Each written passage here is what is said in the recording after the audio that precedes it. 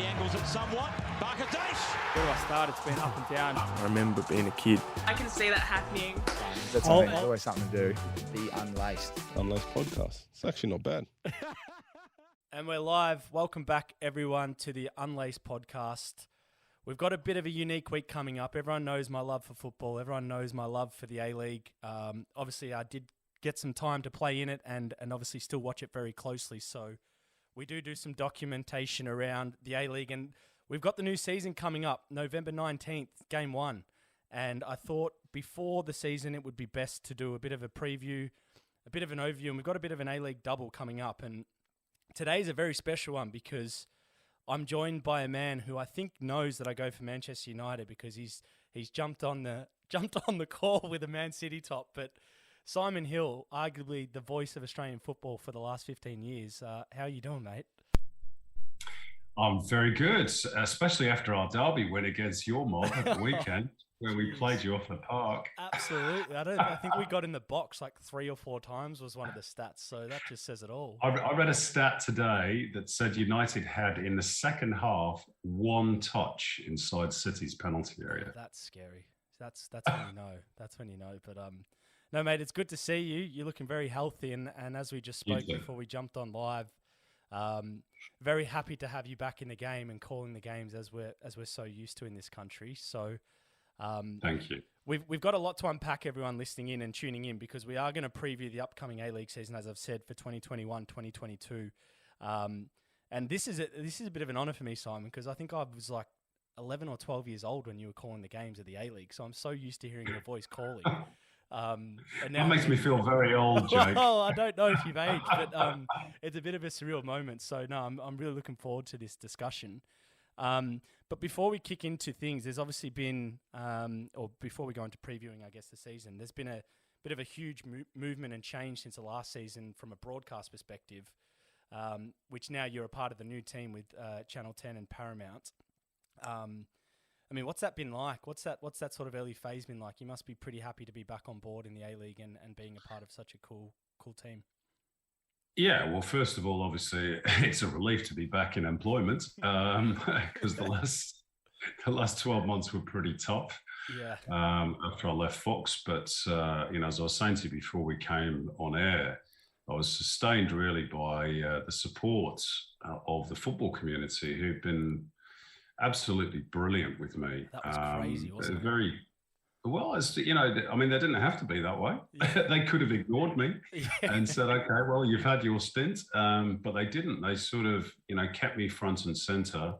Obviously, I was still involved in the game on a peripheral level. I was doing podcasts and I was writing stuff for various outlets, Opta Sport, The Guardian, what have you. So, I was still sort of around the traps, but it was a tough year. And, I think I've said this on quite a few occasions that around November time last year, getting work was difficult and we all got bills to pay. And I'd made the decision to go back to the UK. It had got to that point and I just thought, maybe my time here is done. So I got my travel exemption through. I kicked my tenant out of my flat in London, and essentially I was set to get on the plane. And then the big COVID spike happened in the UK, and of course at that point none of us were vaccinated in Australia. So I thought maybe I'll just tough it out for another couple of months and go in January or February when things had eased a bit. And of course by then, things had started to change a little bit with the broadcast landscape here. So when it went over to Channel 10, obviously I was interested, and fortunately enough, they were interested in me. So yeah, it's been great so far. It's early days. Obviously, there's a lot of work to do, and we've got a lot of hard work ahead of us to try and get the A-Leagues, both men and women, where we want them to go. But I can tell you, Channel 10 and Paramount Plus are mad keen. They've invested a lot of money over a long period of time. So, I'm pretty confident that we're heading in the right direction. It was just to touch on your comment, like for everyone listening, Simon Hill's been calling football for a very long time. And I do want to actually acknowledge Fox for all the work and the broadcasting that they did initially. But to focus on the future, I mean, do you see any big shifts coming from, I guess, the broadcast or the Paramount and Channel 10 direction that maybe we're not used to? Is there sort of a new way that we're going to be seeing the football, or is it just kind of a fresh scene for us to expect? Well, look, I mean, you don't want to completely reinvent the wheel. There's a way of broadcasting football, and as you rightly pointed out, Fox did it very well for many, many years. So, you're not going to see something completely new, but there will be tweaks around the edges. Obviously, there's some new faces as well. But I think the biggest, bonus for the game, and we're seeing this already, is that Channel 10 bring that free-to-air component, and along with that, promotion of the game. I think only yesterday, Tara Rushton, who's also come across from Fox, was a guest host on Have You Been Paying Attention? We had Josh Cavallo last week on the back of his big announcement on the project. On the back of the Melbourne Cup coverage, there was immediately a 1-minute advert for the A-Leagues. Now that's priceless stuff for our competition and our game that we, with respect, have not had before. So I think it all helps. As I say, we're unfortunately starting from pretty low base because the competitions have sort of dropped away in terms of interest over the last few years, and there's been various reasons for that. But as I say, I'm hopeful, and there is a lot of work ahead. But I'm hopeful that with Channel 10 and Paramount Plus on board, and a renewed partnership with the new Australian Premier Leagues, of course, who've unbundled now from the FA. That partnership is going to deliver much better results than we've seen over the last few years. All right. I'm excited for the combination. As you mentioned, it's a very diverse group that's going to be broadcasting across both the men and women's. How are you going to handle Archie? I feel like that's one that you've got to rein in every now and then, because as much as Archie is entertainment, there must be an element of you as I feel the leader of that group to bring him on board and keep him in line. Oh, look, Archie's great. I worked with Archie, obviously, for quite a few years at Fox as well. So I love him like a brother. It's great to have him involved. And you need different personalities, people who bring different things to the table. And Archie has that infectious love of both the game and life that I think we all sort of warm to. Probably myself and Andy Harper might be a little bit more serious in many ways. But you need that variety. It wouldn't do to have a team full of Archie Thompsons, just as it wouldn't do to have a team full of Simon Hills or Andy Harpers. So you need that blend, and hopefully we've got that. All right, as mentioned at the start of the episode, we're going to run through the A-League season. So I know I do get a lot of A-League listeners and football fans across the country, so this one is a bit of a special few. And a big part of this episode, I was like, who's going to be the best person to preview this with me? And Simon Hill, there's no better. So Simon, we're going to run through each team, go through a few of the criteria of what we think is going to make them good or not so good for this season, or the challenges that they may come into, and the perspectives that they all have around them. Is there anything, though, before we jump in particular that you're most excited about for the new season? I think apart from obviously the new broadcast deal, I think the arrival of Daniel Sturridge has probably given the competition a little bit of a shot in the arm. It's been a while since we've had a big name marquee. We were just talking about that before. And Sturridge is certainly that. Now, obviously, there's a couple of caveats to it. Is he fit? Can he refine his best form? What's his mental state about his approach to the A-League? If all of the above are present and correct, then he should tear this competition up, given the level that he's played at, and obviously, hopefully, put some bums on seats. So he's certainly one of the things I'm optimistic about for the new season. Me too. I hope, obviously, a Manchester City product as well, I believe. So I'm hopeful football fans in this country grasp how big of a signing that is at his age. And I think he's still got a bit of point to prove, just the way he sort of fizzled out of the Premier League. But I want to start with the reigning premiers, Melbourne City. Would you say they're still the team to beat? Oh, yeah. I mean, when you look at the fact that normally A-League clubs have quite large turnovers season on season, and Melbourne City haven't. They've essentially kept almost the entire squad that they had last year. I think Adrian Luna's possibly one of the exceptions. He's gone elsewhere, but they've repatriated Matthew Leckie, and you look at the front three that they've got. So they've got Leckie, Nabbout, and McLaren. Now, if there is a better front three in the A-League, I'm yet to see it. Now, obviously, that doesn't say that they're going to all fire on all cylinders from day one.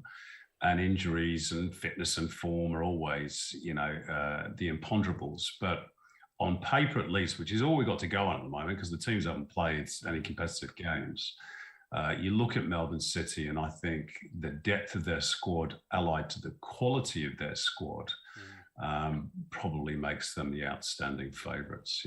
Yeah, I have to agree. I think it's going to be the A-League Salah, Mane, Firmino combination, potentially that combo, if it does gel. One you mentioned Luna, who's obviously part of the club, but I thought a huge loss for them would be Craig Noone, in the sense of, I think last year he I don't know if he was leading assist getter, but definitely most chances created. And for someone like a Jamie McLaren, that's a bit of a heaven state for them. But you touched on his name, but they didn't sort of put their heads down Melbourne City. They just went and got the Socceroo captain in Matthew Leckie. What do you reckon his impact will be even more broadly on the A-League? I think he's only 30, 31, so I think he's still got some really good years ahead of him. What's your perspective on him coming back home? Yeah, you're right. I mean, he is a good age, so he's still got plenty to contribute. I was probably a touch surprised that he chose to come back. I think COVID might have played a part in that. I know quite a few footballers, and yet, strangely enough, Europe is probably more open and free in many ways than Australia is at the moment. But historically, throughout this pandemic, Australia's done pretty well with it, and we've been able to live relatively freely. Yeah. So maybe that had a part to play in his decision. He's been away from Australia for 10 years as well, and footballers are human. But they miss home, they miss their family, they miss their friends. Sometimes they feel as though they've done all they can do in Europe. So, but I think he's still got plenty to offer. As you rightly point out, he was named the Socceroos captain, although of course couldn't play in the last few qualifiers because of the pandemic situation and quarantine rules. But I think he will be a huge weapon for Melbourne City this season, particularly in combination with those other two, McLaren and Nabbout, probably playing either McLaren. It's a scary front three for the rest of the competition. And I suppose the only question is, given how well they did last season, the two young kids, Stefan Kolakowski and Marco Tilio, who were a big part of that title-winning team, particularly in the finals, are they going to get any game time? Yeah, that's a great question. I didn't even think of that. That's a really I don't know. Yeah.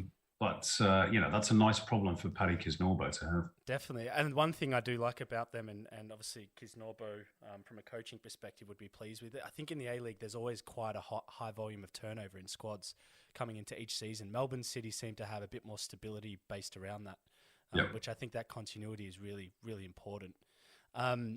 Jamie McLaren, can he be stopped? Do you think he's going to keep going above and beyond? Probably not, to be honest. In A-League terms, I mean, he's a 20-goal a season man, isn't he? He always has been since he first emerged with Perth and then at Brisbane. Obviously, it didn't quite work out for him overseas, and he's another one that sort of came back at an age where you thought, that's interesting. But Jamie's a Melbourne boy. He's very close to his family. Seems very settled at Melbourne City. It's not affected his Socceroos' chances. And, the thing with Jamie is you put the ball in the right area for him, he'll find the back of the net. Yeah, he's just regular as clockwork. So I have no doubts that so long as he stays fit and he gets the service, he'll bang in another 20 this season minimum. There you go. Death, taxes and 20 goals a season for Jamie McLaren. That's it. All right, if we move across the city to arguably the biggest club in the A-League, which... in Melbourne Victory, I'm talking about here. I mean, they encompassed a lot of challenge last year. We saw a bit of a crisis point when Grant Brebner left the club, and obviously a huge turnover in players. They've gone and got one of the most stabilised coaches this domestic league scene in regards to Tony Popovic, whose record in domestic football speaks for itself. What do you see his experience and, I guess, tenure around the game in this country bringing to Melbourne Victory? Well, in a nutshell, a much better season than they had last year, which won't be hard. Let's be difficult, given that they got a wooden spoon. I expect Victory to be challenging up near the top this season. Really? That's the impact of Tony Popovic, Yeah. absolutely. And I know that he's changed the squad. It's almost unrecognisable from last year. It's huge. But the quality that he has brought in, again on paper, because we haven't seen them in games as yet. And the question mark, I guess, against the likes of Matt Sporanovic, Jason Davidson, who haven't played an awful lot of football over the last 12, 18 months, or in Matt's case, not at all. Are they fit? Are they going to be able to, deal with the rigors of week in, week out football? They're going to have Robbie Cruz and Marco Rojas, who both had injuries as well last season, coming back. Can they stay the pace? Are we going to see the best of Ben Falami? How good are the foreigners? Yeah. I read good things about Ivan Kelava and Ramon Marchand, but we don't know. They could be Besart Berisha. They could be Mario Jardel. That's the most exciting thing for me at this point of the year is you just don't know. Yeah. And I remember last year looking at some of Victory's signings from overseas, Rudy Gested, Jacob Butterfield, thinking, those guys are good quality. They're good players. And they were garbage. Not the players, but the team in general were just garbage throughout the whole year. So you never can quite tell. But I think with Popovic at the helm, there is no way he will cop a season like they had last year. So I think Victory will be top 4 minimum. Yeah, that's a huge call from where they were last year. But I tend to agree with you. And one thing I note with Popper's teams is how focused and how defensively strong they are all the time. They're like, for instance, last year Victory conceded the most goals in the league. That's definitely not going to happen. That won't happen this year. Just absolutely, that's a guarantee, But we mentioned some of the names, and like you can tell it's an area that he's focused on in regards to bolstering the defence. The names we've got: Sporanovic, Davidson, Guerrier, Hamill, and I think Miranda, from a pedigree perspective, looks like a really, really formidable centre back that potentially could come in and play the role that we've seen the other, Del Pierre's type sort of impact the squad. One thing you furtherly mentioned was the strike force around Victory. Now, Robbie Cruz has done so much at Melbourne Victory and in this country and obviously abroad as well. His impact coming back from injury, do you think that we can kind of see him get to the level we've seen him before? Do you think it's going to be challenging? Well, I don't see why not. I mean, Robbie's got all the tools in his kit bag. The problem is with Robbie is that his body has not worked properly over the last couple of years. So if he can get his body right, he's still such an asset. He's still quick, as is Rojas as well. He still knows how to score goals. Would imagine if everybody's fit, he'd probably play sort of as a 10 in behind the new signing Francesco Margiotta, who again comes with a very decent pedigree. So you look at that, and with Rojas on one of the flanks as well. Yeah, I mean there could be goals there for Victory, but as you rightly point out, Tony Popovic sets his teams up first and foremost to be solid defensively. It was the same at the Wanderers. It was the same at Perth. So I think Victory will have a good base from which to build. And I think it'll be an exciting season for Victory. Yeah, I've got a feeling the derbies are going to be back to full flight this year. And there you go, from Simon Hill. Optimism in the air for Melbourne Victory. If we head out to GMHBA Stadium, Western United, relatively new franchise. They're entering their second season. I thought last year on paper, I was excited to see what they were going to do. And I thought they would catch a few people off guard, particularly, playing in Geelong. It's a bit of an annoying travel, good squad, good coach. But it didn't really click. I guess coming into the second season, there's sort of been a bit of a fresh view. They've got some older players out, new coach. I mean, how do you see things changing down there for the Western United? Well, it is all change for Western. Obviously, John Aloisi is now in charge. What I would say is, and I've not got all the names in front of me, but the 5 overseas players that they've signed, particularly Christian, who was a junior at Inter, played first team games for Inter in Serie A. They look to have arguably the best batch of foreign players. And again, it's on paper. It doesn't necessarily work, but in terms of their CVs and their quality in terms of their history, Western United have some of the best overseas players in the competition. And as we all know in this league, if you get your foreigners right, that's no disrespect to the Aussies, but you get your foreigners right, they're supposed to lift the level. So, if they deliver, then Western could be a threat.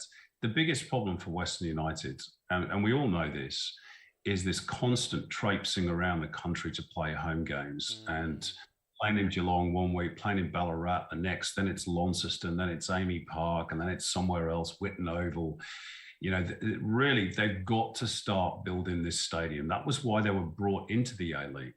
And I think it impacts. I remember speaking to Andrew Durante the back end of last season, and he said, look, it's not at the start of the campaign, but by the end of the season, when you don't have a home base, you're struggling to adapt every single week. And that's before you take into account the away games that they have to play. So, yeah, it's not an easy situation for John Aloisi to come into. And of course, they've got a small fan base as well, which is difficult to build when you're constantly on the road. Correct. So all those things could impact upon Western United. But in terms of their playing roster, I think they should be okay. They should be challenging for the 6 as a bare minimum. Yeah, agreed. It's almost like when you touch on that, it's almost like they're playing away games every week at times due to their circumstances, which is rough, right? On top of that, and I do want to touch on a couple of the imports, but overall, I thought some of the experience they brought in from an A-League perspective is quite healthy for the squad too. The turnover they had in their starting 11, but Jamie Young, Wenzel Halls, Toplos Stanley, Kilkenny, you'd think some of those guys would really add to that starting 11 and spine to help steer the ship and obviously support the incoming imports to really sort of propel their performances in the A-League. Go on, sorry. Yeah, there's no doubt about that. You need that A-League experience, and Nikolai, in particular, is a very strong presence at the back. Neil Kilkenny, for me, has been one of the outstanding midfielders in the competition over the last 4 or 5 years. Quite why he's not been involved in any Socceroos camps is a bit of a mystery to me, to be honest. I don't know if that's a personality clash or whatever it is. But anyway, he brings very, very good quality into that midfield area. So as I say, I think overall, Johnny's got a decent squad. Obviously, he's lost Besart Berisha. Which you're always going to lose out in terms of goals when you lose a striker of that caliber. But he was probably coming towards the end of his days. Diamante is still there. Yep. He, for me, is still the most exciting player in the competition. Personality, charisma. It's just a joy to watch. Yeah. Just a joy to watch. Yeah. So do you think it will take time for John Aloisi to settle in there and brew success, or do you think, and we're going to touch on later, MacArthur type sort of season where they can just jump out of the gate and grab it? It's difficult to know. I think we'll get a better idea. Their round 1 game is against Melbourne Victory. And Tony Popovic's first game, where he'll want to really, set his stamp. And Western United have, traditionally done well against Victory in their short history. So that's a good early sort of indicator as to where they're at. But it's, as I say, at this point of the year, I always find it so difficult to predict what's going to happen. In this league too, because the A-League... You haven't seen anything. Yeah, and the A-League I think is hard to predict on a good day when you've seen 10, 15 games. But I want to move across the ditch to the Phoenix, and one of the grounds I never liked playing at, but it was always good for a night out, I must say. I don't know what it was like for you as a commentator going down there, but it is a tough place to play. And I think Phoenix have always punched above their weight, in my opinion, in regards to the personnel that they get and where they run on the league. I think they do really good balance of getting a good import, a couple of young Aussie players and really strong Kiwi players. What's your sort of perspective on how they're gonna fare this year? Yeah, I'm not sure about Phoenix, to be honest. But then we always say this about this club at the start of the season. We always think, oh, no, they're going to be near the bottom, Phoenix. And Ufuk Talay and Mark Rudden before him, to be fair, have proven very adept at working with limited budgets and bringing in players who are very, very good. I mean, we saw this with, Ulysses Davila, who's now gone on to play for MacArthur, obviously. Yeah, that's a big loss. And they have lost some big players again. Stephen Taylor has gone. Toma Hemet has gone to Western Sydney Wanderers. So you look at those departures, and on the other scale, Gary Hooper's come back. Callan Elliott has been repatriated from Zante. But there's not too many. And you think, are they going to struggle? But I remember saying the same thing a couple of years ago. They lost David Williams, they lost Roy Krishna, they lost Sarpreet Singh, and you thought, where's the goals going to come from? Correct. And all of a sudden they signed Davila and Hooper, and bang, they were great to watch and they were competitive. So I don't rule out Ufuk Talay again pulling the rabbit out of the hat. I can't say in terms of their off-season signings, I'm hugely impressed with the depth they seem to have. Yeah. But he's a good coach, is Ufi. Again, the biggest problem for Wellington is the fact that in the early part of the season, they've got to come over to Australia and play in the bubble. Yep. So that, again, they're away from New Zealand. So they don't have that natural advantage of, okay, you've got to travel to our joint, which is in a different country. And those, wet and windy conditions that you probably played in at the Cake Tin, which are never pleasant for Australian teams. Not at all. They'll get that eventually. I think probably January, February, that they'll head back to New Zealand. But in the early part of the season, again, they're going to have to, be based out of New South Wales, which is not ideal for them. Yeah, that could make or break their season. That's a really good point, because that is their advantage, their home games. And you touched on Davia, I think one of the best players in the league last season, along with Hemed from a goals perspective for them. Gary Hooper coming back, though, I think he's going to have to fire for them to really get back to sort of any sort of form and be in contention for finals.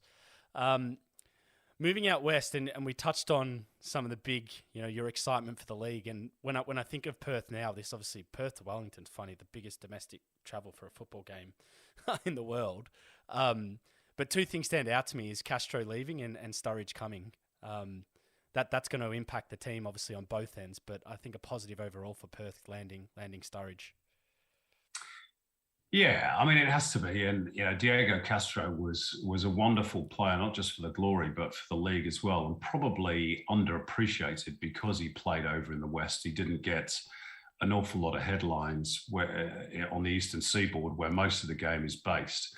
But his contribution should be recognised because he's one of the greats, along with Roig and Berisha for me. Yeah, do you put Castro up there from what you've seen? Yeah, really. Yeah. One of the top 3 or 4. Milos Nikovic will be up there as well, I think. So too. But, I'm not putting them in any particular order, but along with Roig, Berisha, Diego Castro, certainly for impact and longevity, because he was there for 6 years. Yeah. So we should pay tribute to him. Having said that, Daniel Sturridge, again, on paper, is a fantastic signing. His pedigree, the clubs he's played for, Manchester City, Chelsea, Liverpool, played for England at major tournaments, scored goals in the Premier League. But he's not played for a while. What's his body like? What's his mentality like?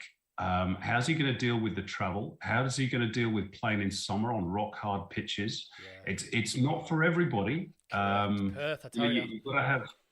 You've got to have the right mentality and the right body to be able to deal with all that stuff. So I'm not saying he's going to fail. Jeez, I hope he doesn't, because it would be fantastic for the league if he was a big success. The other conundrum for Richard Garcia is he's now got Daniel Sturridge, he's got Andy Keogh, he's got Bruno Fornaroli. I know. I don't know how he fits all those 3 in the same team. I was going to ask you about that. Can the aging, obviously the formidable partnership of Fornaroli and Keogh, I mean, it's aging now. Can that still fire? I mean, the balance Sturridge in that, it's a good problem to have, but I knowing Fornaroli's, tenure in the A-League and Keogh, they're not going to want to sit on the pine for anyone.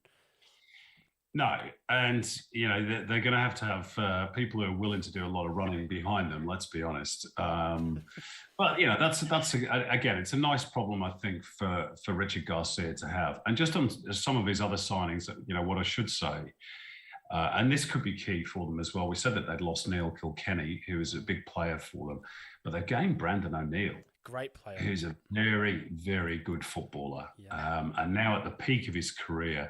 and also Brad Jones to provide competition for Liam Reddy between the posts. I think he had a bit to do with actually getting Sturridge over the line as well, because they were teammates at Liverpool.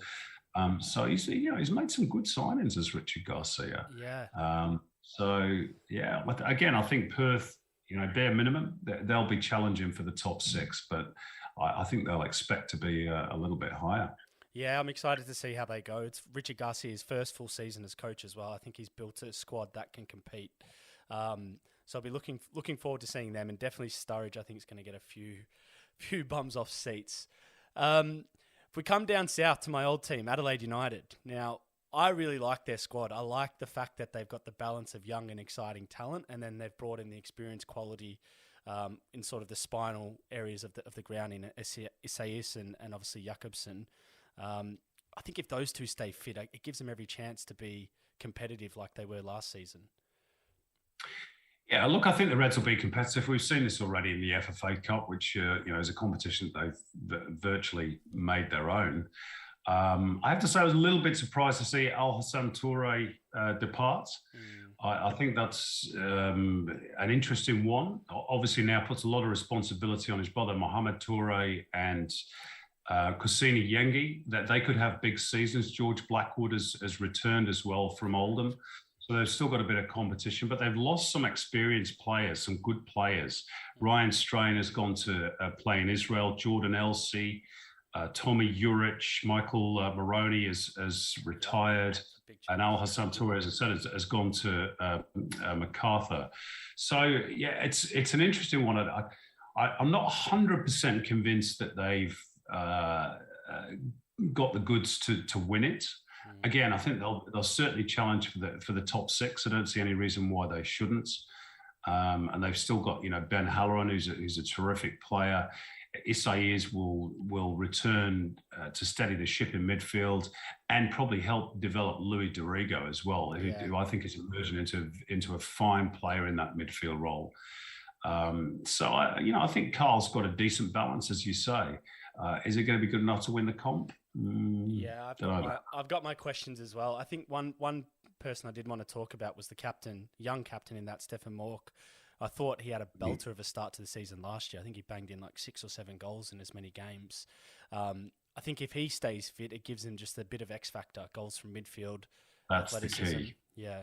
If he stays fit, and at the moment, again, he's out with a problem. He's missed a couple of the cup games, so whether he's going to be fit for the start of the season or not, I don't know. But that's been an issue for Stefan. He's a great player, but that's been his problem over the last 12 months, staying fit for that regular, run of games. Agreed. Now, before we jump into the Sky Blue, just a quick comment I wanted to get. We can't not talk about Adelaide without acknowledging the Josh Cavallo story and breakthrough. I mean, just from your visibility of the global game, how big was that in regards to, I guess, the fanfare, the attention, the media, the spotlight that received? Massive. And I expected it to be that way. I was lucky enough that Josh and Adelaide United took me into their confidence. They wanted me to write the story that went on the Channel 10 website and across the A-League platforms. Wow.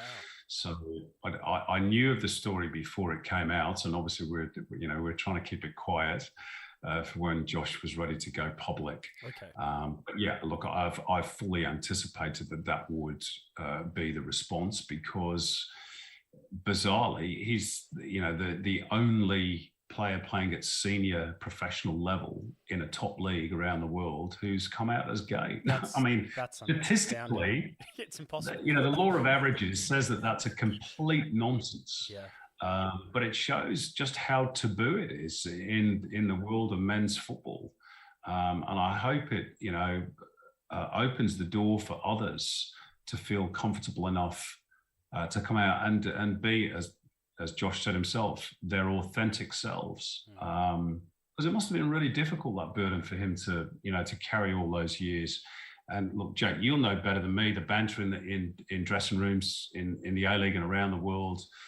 It's probably all around, because you're young, fit, healthy man with a bit of money, which nightclub are you going to, who's the lucky girl, who you seeing, all that sort of stuff. Yeah. It's a long time since I've been in my early 20s, but I remember it. So, Josh must have felt, pretty isolated with all that sort of banter going on. Yeah. So I'm pleased for him that he's been able to be honest about who he is. It shouldn't affect his football, and to be fair, he had a good season last year with the Reds. He's a tidy player, So definitely. I hope it doesn't impact upon him that way, but I'm pretty sure it won't. He seems a pretty level-headed young kid. Well said, Simon Hill. And definitely shout out to Josh Cavallo. I think that movement is actually it's so big, it's going to save lives. So good on him for that. Sydney FC, for me, arguably the best team in the country for the last 5-6 years. I don't think too many people can attest to that. They've managed to maintain success, though, and it's been proven even with the change of coaches and obviously, throughout the period, there's obviously been key players that have moved and gone.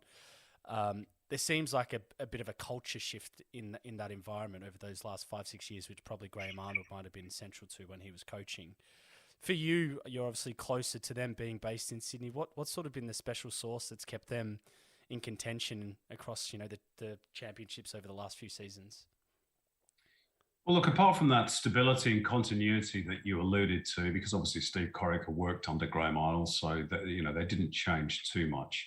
But essentially, it was good recruitment, signing good players. They rarely miss in the transfer market. Sometimes you can look at A-League clubs, and we talked about Victory earlier on, and on paper they seemed very good signings, and yet probably 3, 4, 5 of them just didn't work.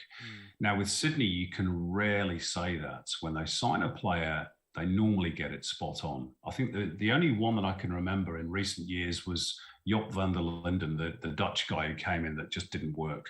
Yep. But aside of that, you look at Le Fondre, you look at Bobo, they're both back for second stints. Milos Ninkovic has been there for donkey's years. Yeah, they get it right more often than not.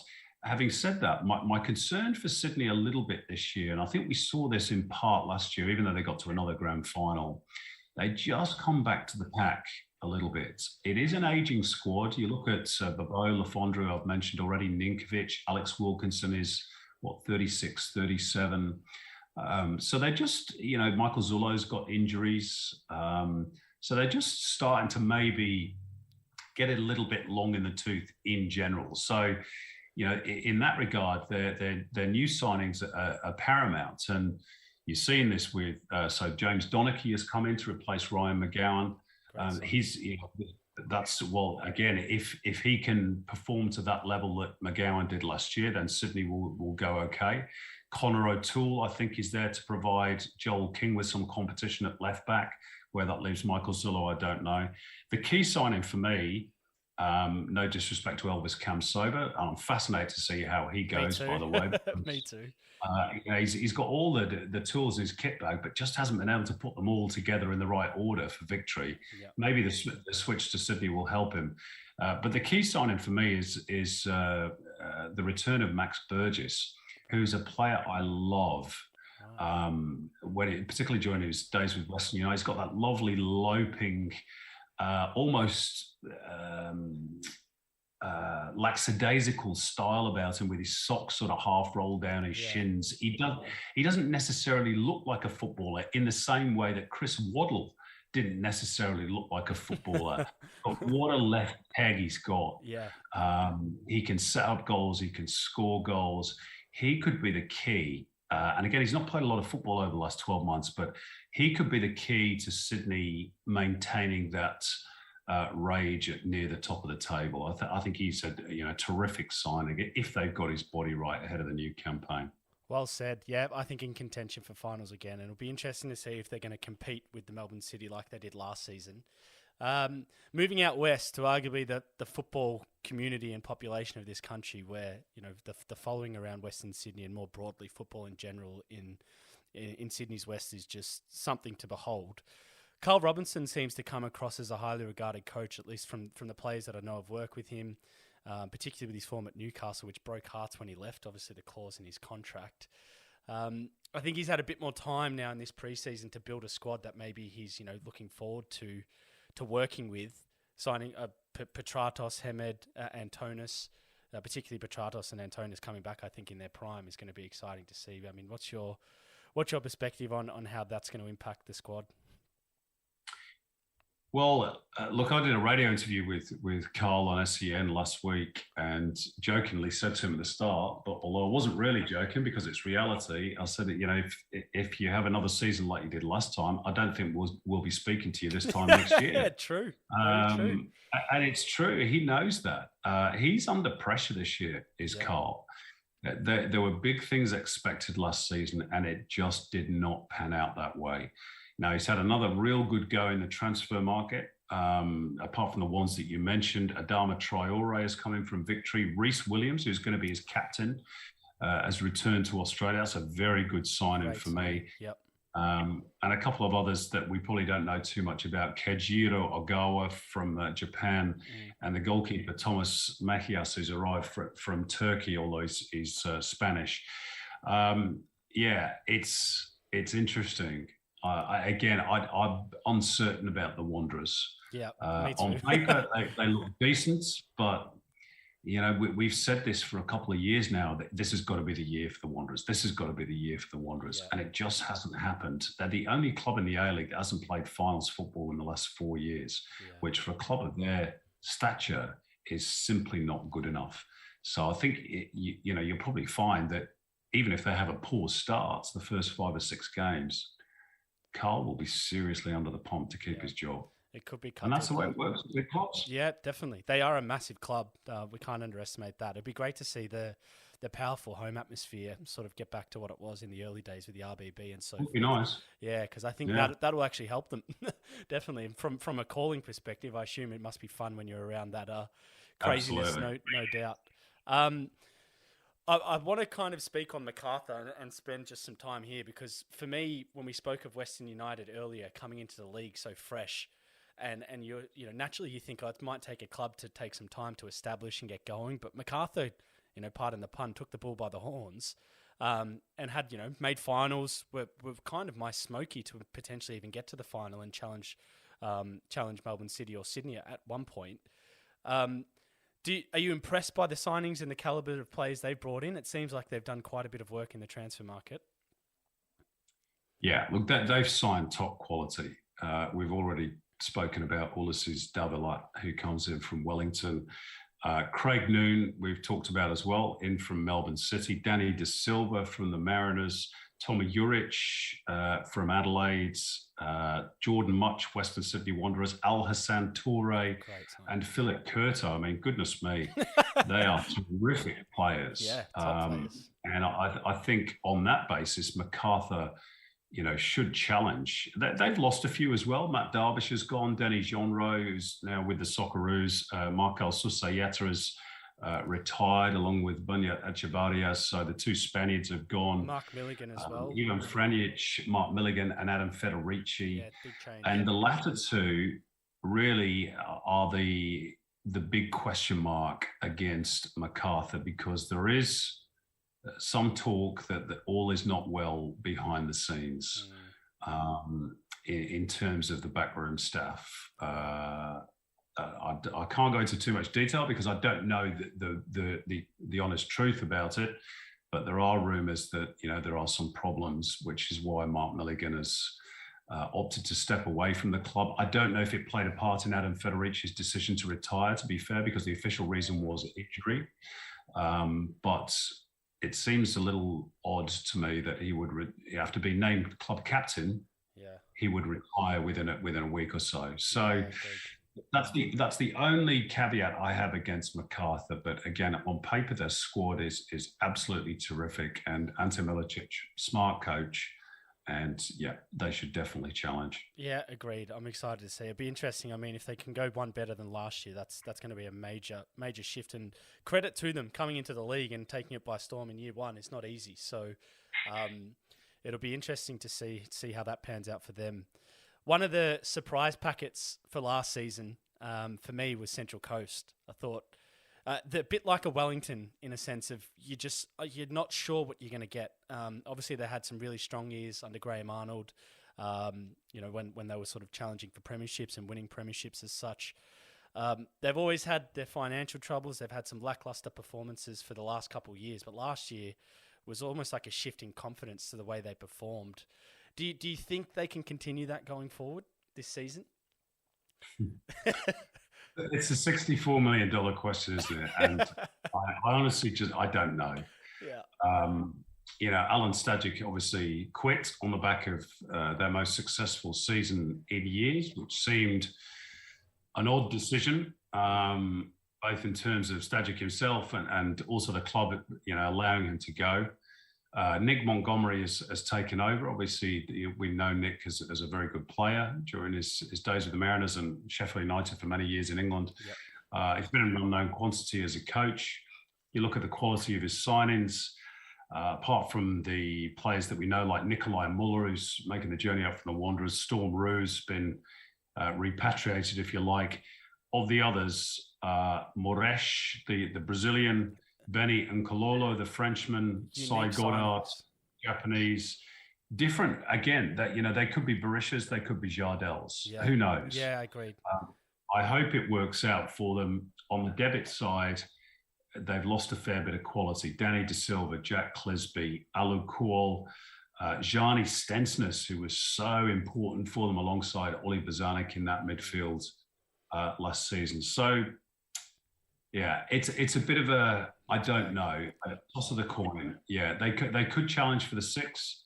They could be rock bottom. I just don't know. Yeah, I think some of their signings from imports perspective is quite interesting because they're quite young, and their experience anyway. It doesn't seem as great as some of the imports we've seen. But the spine of Central Coast, I will say, is probably one of their pivotal points that hasn't really changed. Burugiti, Tongyik, Bozanic, obviously Simon, just for some reason, just keeps turning up every year when you keep doubting him. He does. He doesn't give up, that man, and credit to him. But we touched on the Melbourne derby coming back to life this year. I've got a feeling the M3 derby might be coming back to life as well, with Arthur Papas coming into the Newcastle Jets. Knowing Arthur, and I've seen some sort of footage of him, he's definitely pushing a mentality to focus on winning. And they've practically got a new squad as well from the previous season. So it's going to be interesting to see what happens there when they've ripped out that sort of spine that we've been so used to seeing at Newcastle. What's your feeling and sentiment around them? I'm excited for the Jets. I think Arthur Papas is a very smart coach. This is just the beginning of the project. I don't think they're going to win the competition this year. They might not even make the 6. But I don't think they'll struggle as badly as they did last season. I think Arthur will make sure of that the club is in a more stable condition than it was this time 12 months ago, although they're still waiting on new owners, which can't happen soon enough. But again, in terms of the quality of some of his signings, Matty Yerman is a very good signing. So too is Jordan Elsey. There's your 2 centre backs, right off. Captain and vice captain, I think, both of them. Yeah, very experienced players. Looking forward to seeing the return of Dylan Murnane, who we haven't seen in the A-League for many years. He's been playing over in Finland. Sammy Silveira, who of course we remember from the Mariners, he's been over in Portugal. Eli Babal, another name that is sort a of drops mystery off to the me. radar. Yeah, I played. I tell you what, I will say on Eli Babal. Where's he been? Yeah, probably with Mats Baranovic. But I'm excited to see him back. I'm glad he's got a second chance anyway. And I think the Jets will have a better campaign. I honestly don't think that they can win it, but I think this is just the first building block for Arthur and the new Jets over the next few years. And I hope they give him a good long opportunity to prove himself, because he's waited a long time, Arthur, and I think he's good enough. Yeah, that's what I was going to touch on. I think they're going to take time to find their groove under Arthur. But one thing you also said, that you're going to have to earn your points against Newcastle, because if anything around Arthur, his teams are going to be compact and well drilled. So it'll be interesting to see how they go. Final team, one that I thought had a very strong year last year, was Brisbane Roar. And I have to say, knowing the boys around the squad and even from the outside, from a performance perspective, there seems to be quite a good unity in that squad. Obviously under Warren Moon, and they've seemed to retain majority of their squad. I think the only real sort of pivotal player that was in form last season they've lost was Jamie Young, which no doubt goalkeeping is a big position. Are you excited to see where they can go this season? Or challenge them? Yeah. Do you think they can get above where they were last year?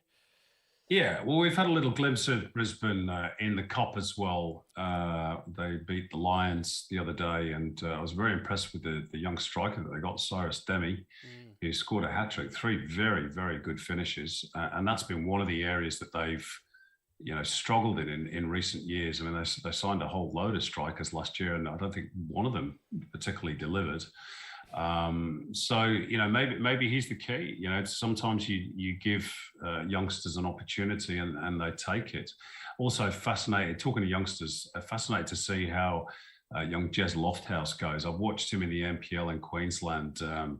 Very tricky winger, loves to score goals, can cut in, play on the left flank or play on the right. Or even centrally, he's a real excitement machine. So I'm fascinated to see how he goes. Luke Ivanovic has gone north from Sydney FC. Again, a young man with a lot of potential. Nikola Miliuznic has been repatriated from Denmark. Yep. So hopefully, Warren's trying to find different solutions this year to that lack of goals. Juan Lascano, an Argentine who's been playing in Russia, is probably their most eye-catching signing in terms of his CV. Again, I don't think Brisbane will win the competition, but I think they can challenge for the top 6 as a minimum. Warren Moon's, done a decent job up there, and I think they can be in the finals and maybe go a long way in the Cup. This is the first time they've been in the quarterfinals, right? So that augurs well for their season ahead. Jay O'Shea looks like a real player to me. I think he complements that. They were kind of a hard-running squad always, in the fit squad, Brisbane, but he's got a little bit of class that supports that. I guess that bit of X factor you'd want from a player coming from overseas as well. Yeah, look, the Irishman's been there a couple of seasons now, and he's a nicely balanced player, and he works hard as well. He doesn't negate the defensive side of his game. He sort of floats around those little pockets, in between the defence and the midfield, the opposition's defence and their midfield. So he's an intelligent player. And I think the one disappointing thing, and again, I'm going back to the goals thing. Jay O'Shea in his last year with Bury, which I know is the English lower leagues, much lower probably standard than the A League, but I think he scored something like 15 goals at that level, and I think he only scored one last season, 1 or 2, and I think one of those was a penalty. So that's been the issue for Brisbane is finding that regular goal scorer week in, week out, but. That's why the strikers get paid the big bucks. And maybe Cyrus Demi is the man. Who knows? Let's go. We'll see. Hopefully you're calling his name quite a lot this season for them. A quick little segment to round out, Simon Hill, and I'm excited for this one because the Lace 'em Up Quick 5-5, that the fans, the subscribers, they love listening to this. But pretty much we're going to shoot you 5 questions, instinctive answers. Hopefully they shouldn't test you because you've been around the league a long time and you're preparing for it right now. You never know. You never know. All right, let's go. Team to win it all. Melbourne City. Melbourne City. Yep, agreed. Player of the season. Player of the season. Johnny Warren medalist, I guess you can call it. Okay. Let's be optimistic and say Daniel Sturridge. There you go. I like it. Okay, that is a big call. Well, this might follow on from that, but I was just about to say signing of the season. Who do you predict? Signing of the season. I'll go for Ulysses Davila at MacArthur. I think he's a super player. Agreed. And providing those off-field issues don't set them back, then I think he'll have a good season. Alrighty. Who's your surprise packet for the season from a club point of view? Who do you think is going to maybe overachieve to naturally what potentially people are expecting? Well, last season it was easy, wasn't it? Because that was the Mariners. This season it's more difficult to pick. I would say, given that Victory won, in inverted commas, the wooden spoon last year, let's call them the biggest improvers. You mentioned Jez Lofthouse, but is there anyone else that catches your eye from a young player perspective that we can watch out for this season? Well, look, Australia is always on the lookout for goal scorers. So I'll go for the 2 young kids up front. One for Brisbane, I've mentioned him already, Cyrus Demi. I mean, this is a long bow to say that he's going to be in the soccer. He literally only just started his career. Sorry, Cyrus. I'm not trying to put big pressure on you. Oh, we love it. I did ask the question. So I'll go for him. And Patrick Wood has impressed me as well at Sydney FC. He's only had limited opportunities, obviously, because he's still young. But yeah, he looks like a natural goal scorer. So those two, you've had the mockers put on your career. Sorry, boys. The biggest caller in the game in the country's put it on you two. No. Simon Hill, honestly, it's been an absolute joy having you on the podcast. I think all the fans tuning in appreciate that you're back in the game and your sentiment around each team. And for all those listening to their clubs, you've heard it from the man who's going to be calling the games this season. And we're looking forward to a big season back in the A-League with new broadcast teams and obviously refreshed squads across the league that I think is going to be a very close and tight season as we expect. So thank you, Simon, for thank you so much for coming on, and I'll forgive you for wearing that Man City top. Pleasure, Jake. Nice to talk to you again after all this time, mate. All the best. Thanks, Simon. Cheers.